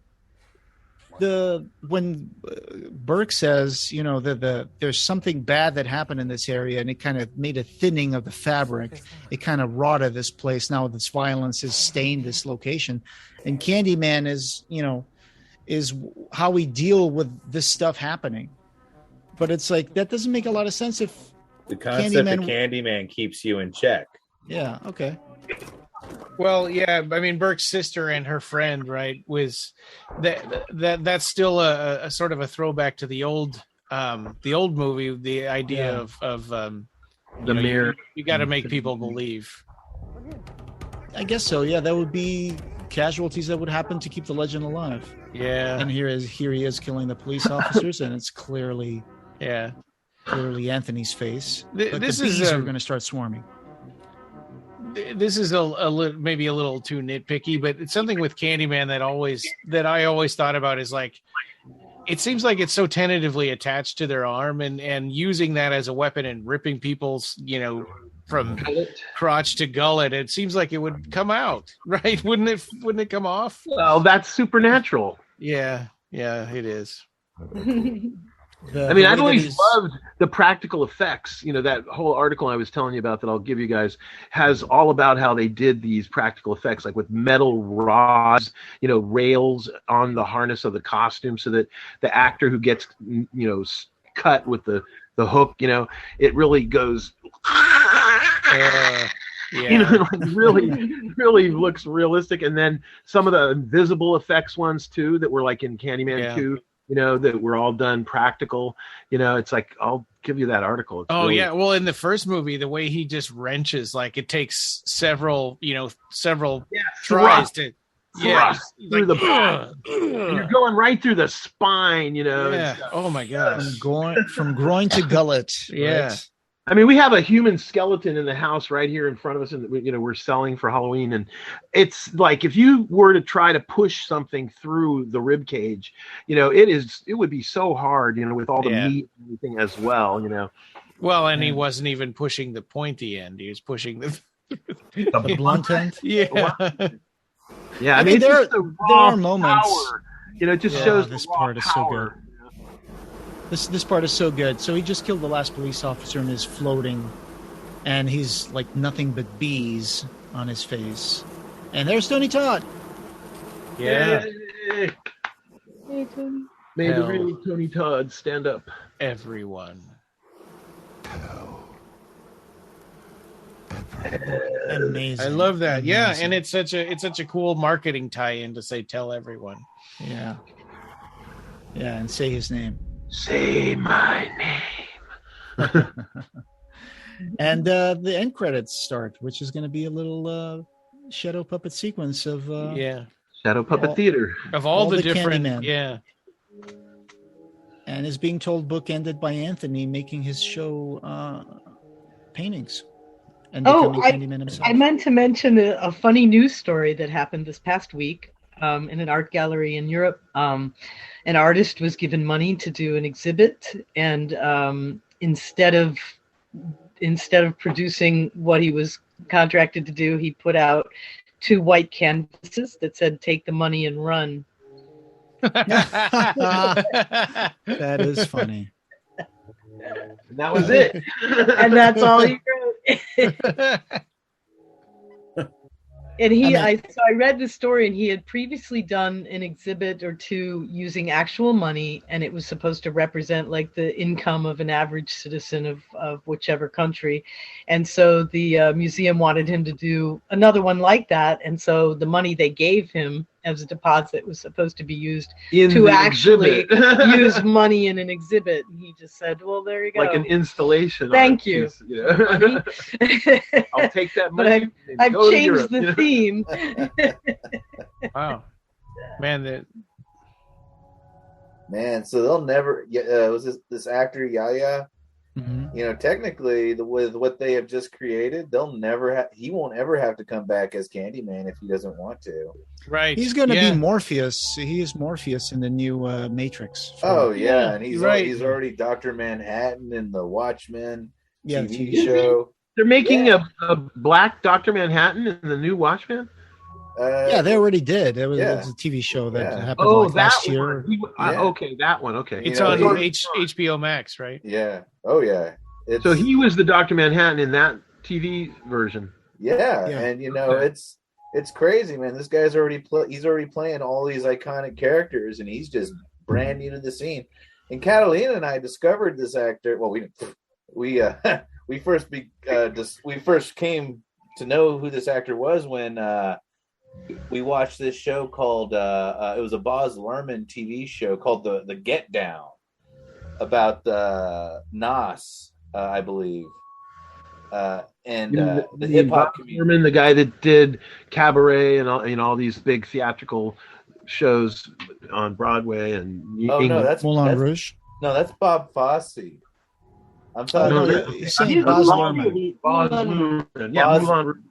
Luhrmann directed Moulin Rouge, and well, that's what I meant. That those kind of. Yeah. So that same person. Okay. Yeah, but it's a show called The Get Down. And anyway, Yaya plays a character in there where he is the son of a gangster kingpin and who runs a disco nightclub. And it takes place in the 70s, and he is awesome. And he, at first you really hate this guy, and he's such a great actor. By the end of the show's run, you're just, you feel for him so much. He's not even the main character. He just kind of steals the whole show. Wow. Yeah, he's great. He plays Clarence Cadillac Caldwell. Cadillac, that's his name. Yeah. Prince of the Disco World. Yeah. 70s. Yeah, great show. Great show. Like Studio 54 type stuff. Yeah. It's good stuff. But, like this Candyman is set up so well that they can just truly go on forever. I love this little sequence here of all the Candymen rising up now. After it showed all of their brutal murders, and now it's showing them all rising up together. Becoming the Hive.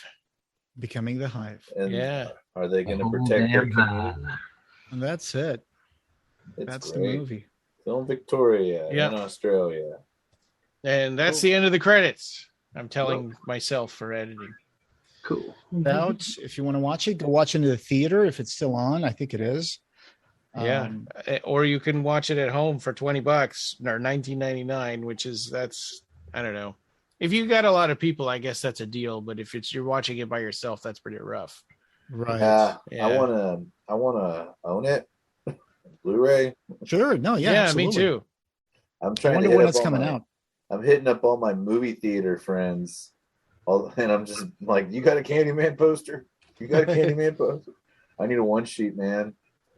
It's such a fun movie. Yeah. I hear you're looking for Candyman, Joe. I am looking for Candyman. I'm looking for the Blu-ray Candyman. It looks like it's already on pre-order. Blu-ray plus yay. DVD plus digital code will be $24.99. Oh. Says coming soon.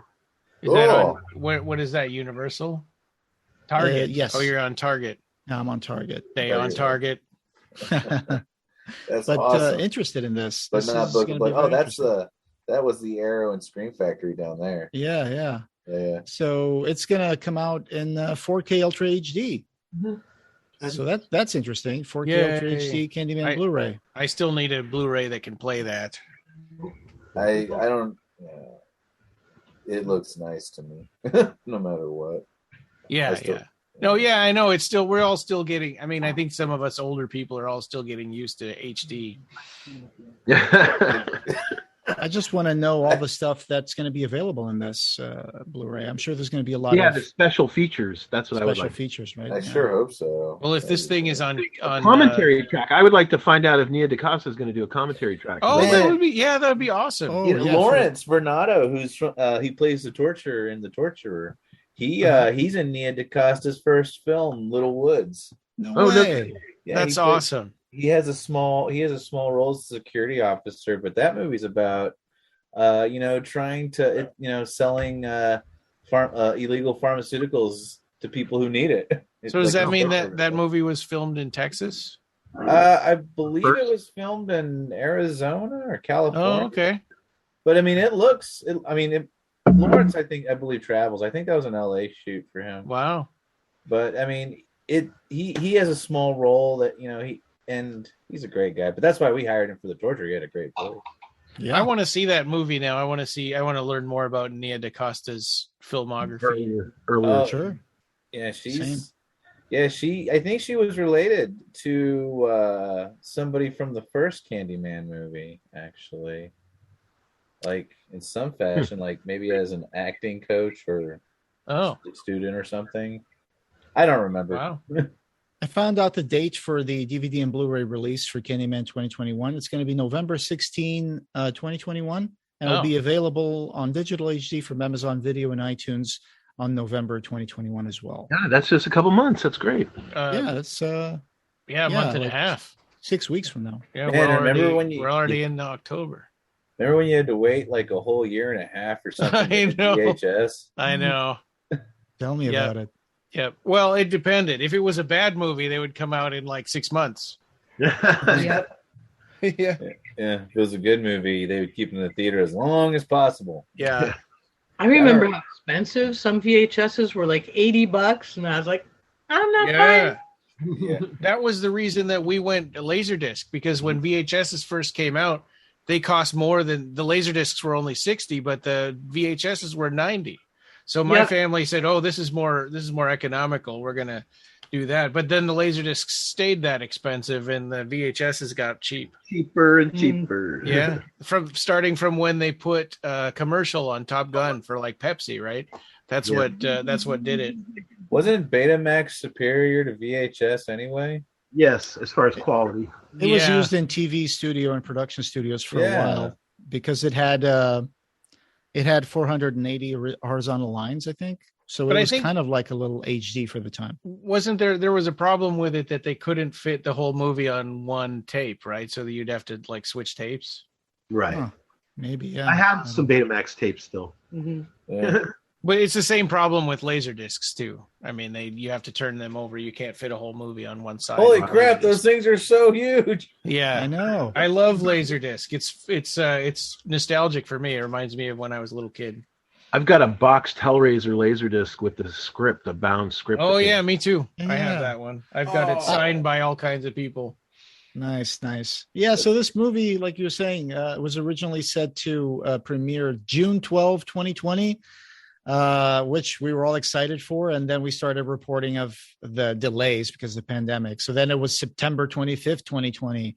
And then again, it was October 16, 2020. And then finally it was September 17 of 2021. So holy crap, this movie was delivered with forceps. A because of the stillbirth pandemic. Yeah, Nia DaCosta might be like almost done with another movie by now. I am glad that it got that theatrical release for 3 weekends. Yeah. It actually became the number one grossing film directed by a black female director, and it grossed $58 million in the United States and Canada and $16.2 million in other territories for a worldwide total of $74.2 million as of October 1st of this year. Well, that's only just a couple of days ago. You know, and it also showed the world that you can still make money on a theatrical movie, which I think people were nervous about, and they didn't give in to pressure. I mean, they could have released this over a year ago if they'd given in and just done it on HBO Max or whatever, or like Universal. Dune are also, doing well. I understand. Films. What is? Is that out now? I think it's about to come out, or it just came out. I'm not sure. I've been seeing reviews and stuff. Listening to reviews. Oh, okay. Early reviews, and an 84% review score on the aggregator Rotten Tomatoes. So it's been accepted really, really well. Yeah. I think that honestly, the people that complain are a vocal minority. You know, and it seems like there's more controversy than there really is, just because those people are loud. They're very loud. They're always spewing the same hate. Yeah, the squeaky wheel gets the grease. Yeah, exactly. So, well, guys, cool. Fun. Yeah. And I guess what we'll do we next. Could go on and on. Right. Lightning round. All right. If we keep doing that, they're going to come after us. No, they're not. Okay. But coming up next, we're going to revisit Jericho Squad 77, and we've got Halloween mini episodes for the month of October that we're already behind on. I had expected we were going to get one done by the 1st, but we're still working on it. We should still have 4 of those. More audio commentaries as well. Night of the Living Dead 1990 we already recorded, and that'll be in a couple of weeks. We'll have that one up. Yay! Yeah. It would be spooky. Yeah. And remember, this is October Halloween month, so go over to a mirror and say Candyman 5 times. Tell him Joe sent you. What was your favorite horror host, Ed? Mine? Bob Wilkins of Creature Features and John Stanley. Yeah, cool. Yeah, Ed just got mentioned on the Monster Party podcast. Yeah, John Stanley, actually. John Stanley, I'm sorry. Yes. Yeah, Bob Wilkins passed away. John Stanley is 81. And at the end of the episode, they gave a long shout out, thank you to Ed on that episode, that most recent one. I was just trying to be the grease between the wheels. Yeah. All right. Helping the world appease. Yeah. And Elvira also put out a new book, so go check that out. I hear it's a really good book. Yeah, John's special. Working on a new book Oh, too. and you can drink her Mistress of the Dark Roast coffee. Oh, She just had a special on Shudder. Oh, really? Awesome. Yeah. Elvira, she just had a movie marathon special on Shudder where she did Elvira, Mistress of the Dark. She did the original Vincent Price House on Haunted Hill. She did 2 other films as well. I fell asleep. I'm getting too old. I couldn't party any longer.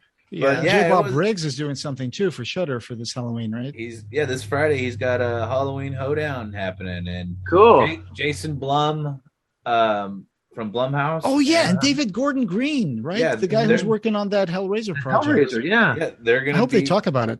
They're gonna be on. They're gonna be on it on guests on the show. But David Gordon Green, he directed Halloween Kills. Right. I'm looking forward to that. So Joe, do you have any? Do you have anything that we should be looking for Little Spark Films, or anything we should be looking towards? As of right now, The Torture is winning an award. Well, it's getting accepted into film festivals still. Yeah, your laurels are taking up the whole poster. Pretty soon there'll be no room for the actual poster anymore. I know, yeah. But I mean the run is over in the fall of 2022. Oh, so. But I mean, there's a lot. We submitted it to a lot of film festivals. So congratulations. Thanks. Yeah.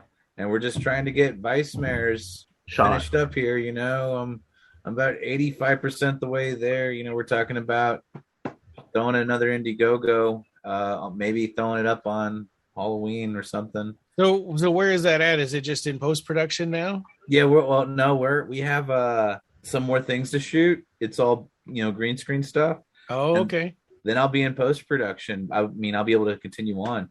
And I just got to slap those scenes together. I got to get my audio mixed, get the VFX done, get the color grade done, and I'm ready to rock. That's how many steps I am away from like actually sending it out for release. So that's exciting. It's getting there. Just trucking along is more irritating than I expect it to be. Yeah, and things have a way of getting in the way. Yeah. Anyway. But yeah, that's pretty much what I'm focused on. Catalina's doing her A to Z's of horror. Right. And she just had a panel at Texas Frightmare Weekend for female fright makers. That's so awesome. We'll be releasing that soon. If it's not already up on Nerdscum's YouTube. Yeah, and that Barker in Briefs, we'll put a link in the show notes again here for that. For Instagram TV. Yeah. Yeah. And YouTube too, right? Yeah. I believe so. Yeah, I believe so. And she's still in production of an audiobook she's working on. So that'll be pretty rad when that's finished. Cool. Yeah. Yeah. But All man, right. yeah. So yeah, she's busy. I'm busy. Excellent. And I'm in the middle of a 4-day weekend, so that's nice. Wow. Yep. Anyway, so cool. Thanks, guys, for joining us for this, and keep in touch for the next upcoming episodes. It's going to be a lot of cool stuff. Yep. And this podcast, having no beginning, will have no end. Thank you for joining us, and we hope you have subscribed. You can find the Clive Barker Podcast wherever you find audio. Show notes for this episode, as well as news and reviews, can be found at our website at www.clivebarkercast.com. The Clive Barker Podcast, or BarkerCast, is an independent editorial podcast and blog that is not affiliated with or under contract by Clive Barker or Seraphim Inc. This is a labor of love by the fans for the fans. Watch for our annual Kickstarter fundraisers to get some cool stuff, and you can buy t-shirts on our TeePublic store. Go to tpublic.com and search for BarkerCast.